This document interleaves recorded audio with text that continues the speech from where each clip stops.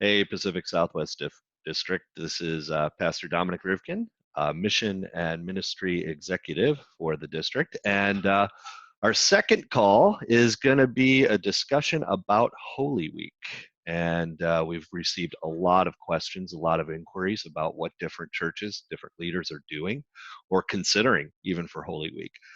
Knowing that in most of our areas, we're at a shelter in place type of situation. We're not going to be able to gather, not going to be able to have people in those really special services that people have come to expect as we prepare our hearts and our minds for Easter. So I was just thinking about some of the scripture readings for this Sunday coming up. I mean, in Ezekiel 37, where the prophet sees this valley of dry bones, right, and says to God, "How can these bones live?" And the Spirit of God just enters them, and they wake up and they start to move. And I really believe that God is using this time. He's waking up the dry bones of the church, and amazing things are happening. And we're seeing the restoration of God's people to really start to happen in unusual ways and new and different ways, especially in worship experiences that we're able to have live streaming online, Facebook Live, YouTube, all those different things. So I have today, again, three practitioners, three pastors from different places in our district. And each one of them is going to share a little bit first on, what worked this last Sunday. What were a couple of things that really hit well, and maybe one thing that they might change for next week. So first, I want to introduce Derek Klemm, and Pastor Klemm is a pastor at Mountain View in Las Vegas, Nevada. And Derek, why don't you tell us a little bit of what went well last weekend? Yeah, last weekend was our first Sunday live streaming. So this is a new thing for us. We're going on the fly and very thankful for a ministry partner in our other pastor, Brad Wellick, who was able to get a great team of people together to get that moving and going.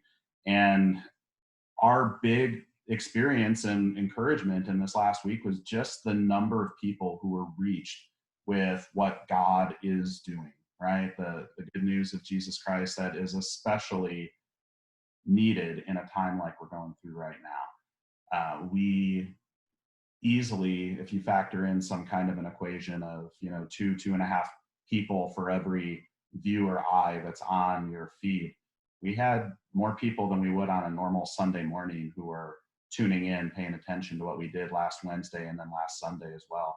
So those are some really good, encouraging things. As far as what we'll do differently, we're continuing to play around it since we're still new to this. There's mechanics that we do about where we stand at different parts of the service that we're realizing need to be shifted around a little bit for a live stream. We've got issues of where light's coming through the window and all of this kind of stuff that we need to pay attention to. So it's what makes sense for the camera so that it's going to have the best experience and connection for the people who are participating at home. And we're going to continue to encourage people to fully participate with their body and everything that they do as well. Stand and sit and, whatever it is that you normally do, have a candle lit next to you, find a special place. Those are all good things that really worked well for us last week. Oh, that's awesome. That's awesome. And, I love that idea that, the posture of worship, all those postures of worship. I mean, just, yeah, get dressed, sit at the table, light a candle. You're going to church, be at church. And I think that's a really powerful thing for people to try and normalize a little bit in this situation. What's the new normal look like for you, Aaron Smith from Grace Lutheran Church in Escondido? Why don't you tell us a little bit? Previously, Grace just did some audio sermons and we uploaded it to the website, and that's about the extent of what we did. So what we did, we ended up just doing a YouTube recording. We did it on Friday. It was a short order service, 2 songs and a sermon. We do 3 services, one in Spanish and then 2 in English, traditional contemporary as well. So we just picked one contemporary song, one traditional song, and threw that into the service. And it went really well. People were really thankful that we had done something that we hadn't done before as well. And so I think they appreciated the simplicity of the service. And I think that's what really went well for us on Sunday is, you go to those steak places and they say, hey, if you eat this 2-pound steak, you can get this t-shirt, we didn't try to eat that 2-pound steak, going from an audio sermon, we couldn't go from 0 to 60. And we just kind of kept it simple. And I think that's really what went well for us. I mean, there are going to be some things that we're going to do in the future to try to enhance what we do, but just really thankful not only how well it went, but also the response of the congregation, them seeing that, we did something different, we did something new, and they're really appreciative. Probably for me, one of the great things was I got a lot of, responses from people taking pictures of themselves, watching the thing on YouTube as well. So just in their own home, some shots of the screen or whatever, some shots of them watching the screen. That was really special for us. So just really thankful we're able to do that as well. That's awesome. And, I have heard that over and over again, that simple, especially for churches who haven't done this before, simple is much better, from just recording on the cell phone, real simple, short messages, that type of thing, easier for people to get their head around. But then all the way through the bigger production. And I think it's dependent on how much experience you've had with using technology in worship. And I know that Pastor Tim Ahlman at Christ Greenfield has had quite a bit of experience in doing live streaming type of things. What'd you do this last weekend, Tim? So, yeah, this is an amazing opportunity, church. And what we added was a traditional live stream at 7:30. We had a little hiccup. Boxcast, who hosts our live stream, was overrun with a lot of churches in Central and Eastern time zones. So we're at 7:30. So we had moved that to 8 o'clock. People still joined us. And then we've normally had a 10:45, and we just continued that. But we didn't try to pretend like we were speaking to a space. We actually had shots. It's really strange, right? Our contemporary space and our traditional space are empty. So we were just speaking straight into the camera. And we're blessed to have kind of a creative ministries team that have just been upping their game continually. So a couple things. Oh, and in terms of reach, you were speaking to this, Derek. We had over twice as many people engage with us for an extended period of time at either of those services than we would on a normal Sunday. And then to look at data to say, where are they watching from? We had people from 16 states engaging with us. So some ideas coming out of where folks are engaging with us as a church in their home. Next week, a couple things connecting, because I imagine there's some people that don't know Jesus that are looking for hope, and we're boosting a lot of what we're doing out in the community. So how out of the confession and absolution, the declaration of the forgiveness of sins, if we say, if this thing is new to you, but man, you're like, God could be doing a new thing in my heart. Like it's Philip in the Ethiopian, I'm here. Here's some water. What's to prevent me? So we're going to say, the next step on your journey, if you've never been baptized, brought into the family of faith, could be for you to text this number, email here, and we'll set up a conversation with you to talk about what baptism means for us in our Christian community. So trying to get way more intentional about that. And then even with the production in the contemporary side, this is a big trend right now, is to try to get as homey and intimate as possible, while not compromising in our context kind of the high quality. So could be more of a circle rather than like a stage, and then the preacher being more seated rather than kind of proclaiming from the stage. So those are some simple tweaks that we're going to be making heading into. Oh, that's awesome, Tim. And, I think it really segues well into the next part of our conversation, because Holy Week and the services of Holy Week are much more intimate in most of our experience. Something like Maundy, Thursday, and Good Friday, that tends to be a more hands-on type of service. So Tim, why don't you just kind of continue and tell us what you're thinking about for those services? Yeah, so I don't know if many of you have done the Living Last Supper for Maundy, Thursday. That's one that's been in our rotation, as well as the 4 or 5 cups. I always forget, the last one being the cup of wrath. So we've kind of gone back and forth between the Living Last Supper and the 4 cups. And this week we're going to do this Holy Week, we're doing the Living Last Supper. Right now we're planning on taping it. We're not going to do a live stream because there's so much production, having all of the 12 folks giving their little monologues, and then some choir pieces. And so that's going to all be pre-recorded. And then we are going to do a live stream of Good Friday, which is a big, big deal for us. And totally blacked out space, Tenebrae service, like many of you do, 7 last words. And can't wait to allow Todd and our creative team to get like really, really close for all the different movements of that respective service. So a lot of details yet to come into play when it comes to that sort of a live stream. But yeah, I'm excited. I really am. Last note too, I don't think I've ever been more enthused as a pastor in 13 years. I really see this amazing opportunity. No joke, man. Amazing opportunity for us to share the hope of Jesus with people that are lost and hurting and anxious. So this is a unique time. It is absolutely a unique time. I would just echo that completely. I mean, conversation I've been able to have just with my neighbors have just been extraordinary. And, you know, having that opportunity to give comfort and peace and hope in a time that's just super anxious for people. So love those ideas, Tim. Thanks so much for sharing. Aaron, why don't you tell us a little bit of what you're kicking around for Holy Week? Yeah, I think for Holy Week, one of the things we want to try to do is we want to truly, really encourage families to get together and, you know, kind of go through the Passion narrative, try to go through that week. So one of the things we've set up is you know, some readings, and you know, since you know, a lot of the churches in Series A, so the readings through the Passion for Matthew as well, and then coupling each day with respective psalm. You know, a lot of the psalms, especially the ones that talk about, you know, the last week of the life of Jesus, you know, 109, 69, 22, all those things. So just setting up readings and really encouraging families to take some time out, you know, maybe start with the psalm in the morning and end with the Passion or something like that, you know, during the week as well. You know, we're going to be looking for Palm Sunday that people do some, you know, like walking around and cutting down some palm trees and having the reading with that in their hand. It just kind of helps bring the text alive a little bit to try to be able to incorporate that into your home.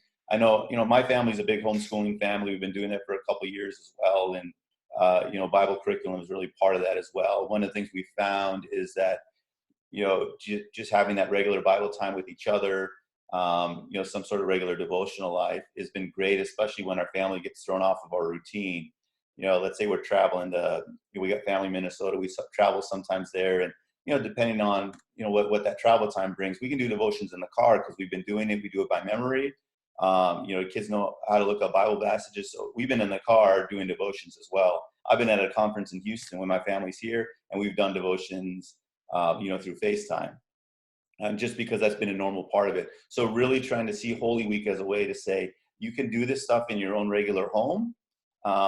Because who knows if in 2 years we're going to find ourselves in a similar situation. So if we can kind of use this as a training ground to say, hey, when we get thrown off a routine, how do we still incorporate the faith, you know, formation in our own homes and in our own families, and kind of go from there. So really just trying to find a way for those services to mimic what you can simply do at home. It's kind of the big tack that we're taking. Yeah. So we'll do something similar for Maundy, Thursday as well, you know, sitting around a meal. And then, you know, Good Friday will be something a little bit like Tim said, you know, just, you know, dark as well. And really encouraging the families to say, you know, if you were there on that Good Friday, you know, walking away from Mount Calvary, what would your evening have been like? Right. And then trying to mimic that in your own. So, you know, a lot of people are playing board games these days or card games. You know, maybe you don't. Right. Yeah. Maybe you spend some time in prayer, you know, some extended time in prayer before you go to bed. You know, you just trying to mimic that thing, because there's a lot of simple things that families can do in their own home that can incorporate that faith formation, that faith development. So we're going to try to really mimic that during Holy Week. Oh, I love it. I love it. And again, it's making the practices much more intentional, much more interactive, that the family itself has to participate. I mean, you have to get the different elements to put in front of you to be a part of it, as opposed to just being delivered to you, which I think, again, it's an amazing teaching moment for what we could do for our families. How about you, Derek? What's going to happen there at Mountain View in Vegas? Yeah, first of all, really good ideas from you guys. I'm glad to be in this call and hear you in real time, because I'm learning some stuff and thinking of some things that we can do too. So I think we can all learn from each other. One of the big realizations I had in this past week is that being a planner and being thrown off my game this last week has been really challenging for me. In addition to all of the other things that are challenging about the situation that we're in, one of the big hardships for me has been everything's thrown up into the air. What do you do now, right?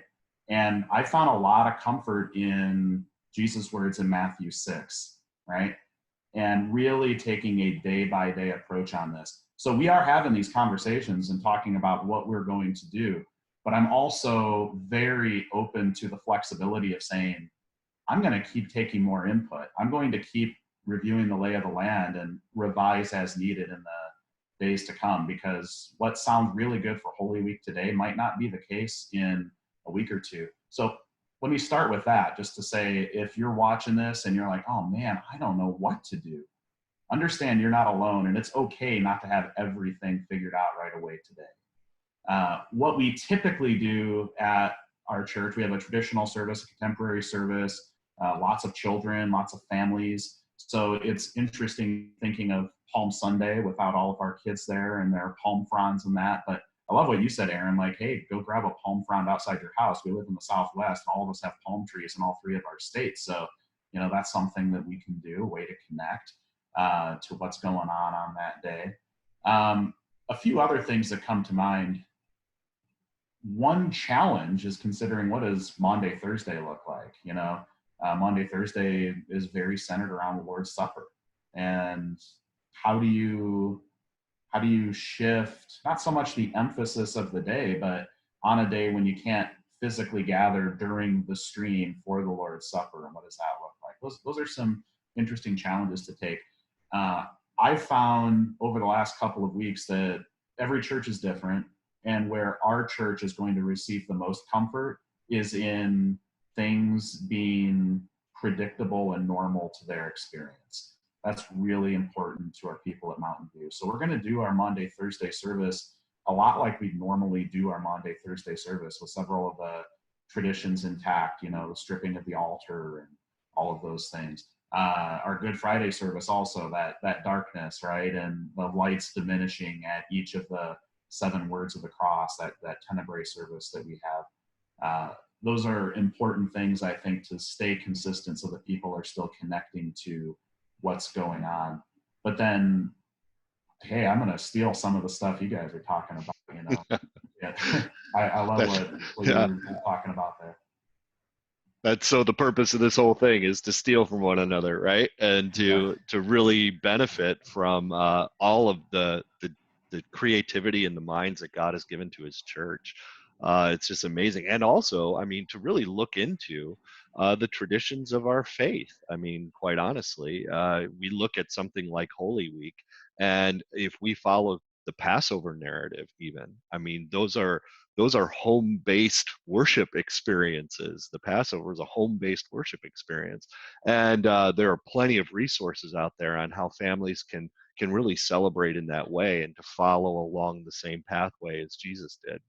So just encouraging people to really go online, be creative in what you're thinking about, and then also point people to many different opportunities. I mean, if they don't resonate with maybe what you're doing at your church, you can point them to one of your buddies and what they're doing as well.